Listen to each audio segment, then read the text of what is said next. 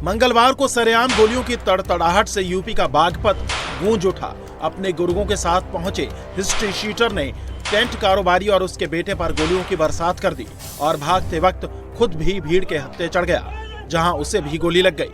बड़ी मुश्किल से पुलिस ने उसे भीड़ से छुड़ाया और अस्पताल पहुंचाया।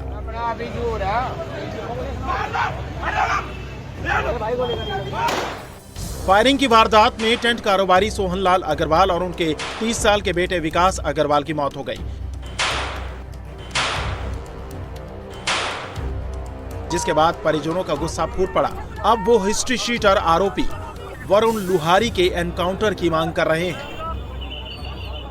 वे 8 से 10 जने आए, उन्होंने ताबड़तोड़ गोलियां बजाई। कौन लोग? वहाँ से 50 मीटर की दूरी पे चौकी है, उसी गली में चौकी वाले रहते हैं। इस गली के कोने पे इसकी दुकान है, वहाँ कोई नहीं आया। आने के बाद मानी चेकिंग कर रहे, क्या ले रहे तुम? घटना क्या हुई? घटना गोली मार के, अब से 9 साल पहले भी गोली मार के था। इसका वो दो दोनों का 2 नंबर के, इसकी बहन गूंगी बेरी, इसकी बहन एक, वो गूंगी बेरी है, इसकी घरवाली प्रेग्नेंट, ये भी 6 महीने पहले ब्याह हुआ था। क्या जवाब दोगे मुझे? कोई कुछ नहीं, कुछ नहीं है, कुछ नहीं है। पुलिस प्रशासन एप्लीकेशन लियो, एप्लीकेशन लियो, एप्लीकेशन लियो। एनकाउंटर चाहिए हमें योगी सरकार से एनकाउंटर चाहिए अभी। बागपत के बड़ौत में दिल्ली बस स्टैंड पर सोहनलाल का टेंट का कारोबार है।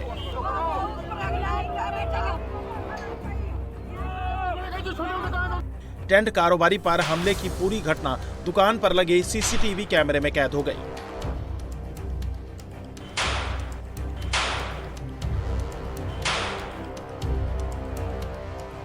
मंगलवार दोपहर बाद 2 बाइक से हिस्ट्री शीटर वरुण लुहारी कुछ बदमाशों के साथ कारोबारी सोहनलाल अग्रवाल की दुकान पर पहुंचे, जहां सोहनलाल अपने बेटे विकास के साथ मौजूद थे। बदमाशों ने पिस्टल निकाली और दुकान के अंदर बैठे सोहनलाल पर दनादन फायरिंग कर दी, जिससे सोहनलाल घायल हो गए। पिता पर फायरिंग हुई तो बेटा विकास दुकान से बाहर आया और बदमाशों से भिड़ गया। विकास पिस्टल छीनने लगा, तभी उसे गोली लग गई और हमलावर भी घायल हो गया। लेकिन इतनी ही देर में दूसरा बदमाश पीछे से आया और विकास को गोली मार दी। अस्पताल ले जाते वक्त दोनों पिता पुत्र की मौत हो गई। अपनी दुकान पे बैठा था, आगे बदमाशों ने गोली मार दी, सीधी बात। दोनों बापू बैठे, 10 बदमाश थे जी। कितने लोगों को मारे? दोनों बापू बैठे थे, 2 नंबर के। गोली मारने वाले का पता कोई? वरुण लुहारी है जी, तरुण लुहारी है। तरुण लुहारी और वरुण लुहारी और भी अन्य साथी थे, 10 आदमी थे। वारदात के वक्त गोलीबारी की आवाज सुनकर आसपास के दुकानदारों ने बदमाशों को दौड़ा दिया। दोनों बदमाश फायरिंग करते हुए भागने लगे, जिससे एक राहगीर को भी गोली लग गई। गुस्साए लोगों ने हाईवे जाम कर दिया और जमकर नारेबाजी करने लगे।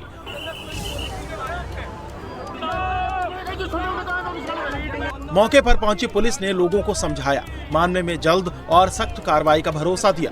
तब जाकर लोगों ने जाम खोला। उनके बीच में कोई 10 साल पुरानी मुकदमा चल रहा था, उसको लेके विवाद था। उसमें आके ये जो व्यक्ति है वरुण पुत्र बाबू राम, ये आके गोली चलाया है। तो तत्कालिक रूप से जो है अस्पताल ले गए। अस्पताल ले जाने पे इनको मृत घोषित किया गया है। हमारे एसपी साहब की तरफ से लगभग 10 टीमें बनाई गई हैं। एसपी शामली जो पूर्व में यहाँ पे तैनात थे वो भी मौजूद हैं और सभी लोग यहाँ पे लगे हैं कि जिन्होंने घटना की है उसको बहुत जल्दी कानून की गिरफ्त में लाया जाए और उनके साथ सख्त कार्रवाई की जाएगी। बागपत में हुए इस डबल मर्डर में हिस्ट्री शीटर वरुण लुहारी का नाम सामने आया है। वरुण लुहारी और अग्रवाल परिवार के बीच 11 साल से रंजिश चल रही है। 2015 में शराब के ठेके पर हुए विवाद में वरुण लुहारी के भाई कपिल लुहारी की मौत हो गई थी। बताया जा रहा है कि उसी का बदला लेने के लिए वरुण लुहारी ने सोहनलाल और उनके बेटे पर हमला किया। अभी हमारी पहली प्राथमिकता है कि जिन लोगों ने घटना की है उनको बहुत जल्दी कानून की गिरफ्त में लाया जाए। वरुण का आपराधिक इतिहास क्या है? वो हिस्ट्री शीटर है और हिस्ट्री शीटर होने के साथ लगातार निगरानी में था। अभी कुछ दिन पहले उस पर गैंगस्टर भी लगा था, वो अभी जेल से बाहर निकला था कुछ दिन पहले। हैरानी की बात यह है कि बागपत में ये डबल मर्डर पुलिस चौकी के बेहद करीब हुआ, जिससे स्थानीय कारोबारियों के साथ साथ आम लोगों में जबरदस्त गुस्सा देखा जा रहा है। व्यापारियों का आरोप है कि पुलिस की नाक के नीचे इतनी बड़ी वारदात हो गई और पुलिस मूक दर्शक बनी रही। हालांकि मामले की गंभीरता को देखते हुए पुलिस के आला अधिकारी भारी पुलिस बल के साथ मौके पर पहुंचे। पुलिस ने घटनास्थल के आसपास लगे सीसीटीवी कैमरों की डीवीआर अपने कब्जे में ले ली है और भरोसा दिया है कि वारदात में शामिल किसी भी दोषी को बख्शा नहीं जाएगा। और इस वक्त एक बड़ी खबर मथुरा से भी है, जहां पर बांके बिहारी मंदिर के पास एक पुरानी इमारत का छज्जा गिरने से 7 श्रद्धालु घायल हो गए। कल शाम 6-6:15 बजे के तकरीबन तेज हवा के कारण बांके बिहारी मंदिर से करीब 3.5 मीटर दूर एक पुरानी जर्जर इमारत का छज्जा अचानक से टूट गया। जिस वक्त ये हादसा हुआ उस वक्त तेज अंधेरा और हवा चल रही थी। पुरानी इमारत के नीचे से कई श्रद्धालु गुजर रहे थे और छज्जा गिरने से इसकी चपेट में आ गए। मौके पर मौजूद सुरक्षाकर्मी और आम लोगों ने फौरन घायलों को वहां से हटाया, अस्पताल पहुंचाया, रेस्क्यू ऑपरेशन शुरू किया। घायलों में दिल्ली के एक श्रद्धालु भी शामिल हैं।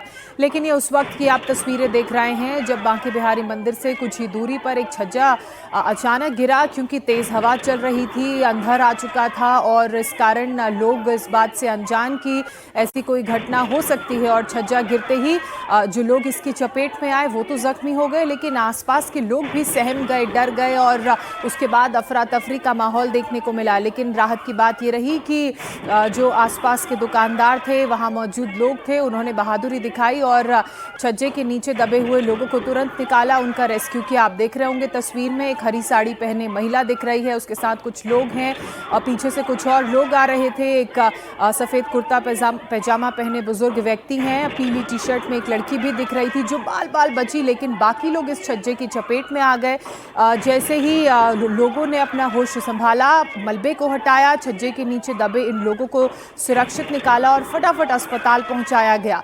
मथुरा बांके बिहारी मंदिर के बाहर की ये तस्वीरें हैं। मंदिर के पास में ही जर्जर हालत में ये छज्जा था जो तेज आंधी, तूफान और अंधर की वजह से गिरकर टूट गया। कितने लोग घायल हैं? 7 लोग हैं यहाँ अभी एडमिट हैं, 2 लोग वृंदावन से हैं। क्या स्थिति इनकी? अभी एक की स्थिति थोड़ा कम ठीक है क्योंकि हेड इंजरी बहुत आई है, तो उसका स्कैन हो गया है, अभी वो एडमिट है वेंटिलेटर पे।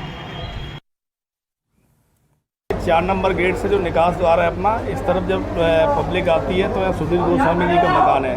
उनका एक छज्जा ऊपर से जब बंदर ऊपर जब गया है तो वो छज्जे पे जाके ऊपर गिरा। ऊपर से ही बंदर की वजह से वो छज्जा थोड़ा जर्जर हालत में था तो वो नीचे गिरा। उसके पीछे 6-7 आदमी और लेडीज थी जो कोई इंजर्ड हुए, उनको तत्काल पुलिस के द्वारा एम्बुलेंस के माध्यम से सोसैया में और आर के मिशन हॉस्पिटल में भर्ती कराया गया है। अभी तक ऐसी कोई सूचना कुछ ज़्यादा गंभीर रूप से नहीं है, लेकिन फिर भी उनका इलाज चल रहा है, आवश्यक कार्रवाई की जा रही है। हादसे में घायल श्रद्धालुओं का अस्पताल में इलाज जारी है और इसी बीच मथुरा के सीएमओ डॉक्टर राधा बल्लभ ने कहा है कि सभी घायल अभी खतरे से बाहर हैं। साथ ही उन्होंने ये भी कहा कि घटना को लेकर के फैलाए जा रहे अफवाह पर ध्यान न दें। कुछ लोग अफवाह फैला रहे थे कि हादसा बांके बिहारी मंदिर के अंदर हुआ है, जबकि हादसा मंदिर से करीब 350 मीटर दूर हुआ है।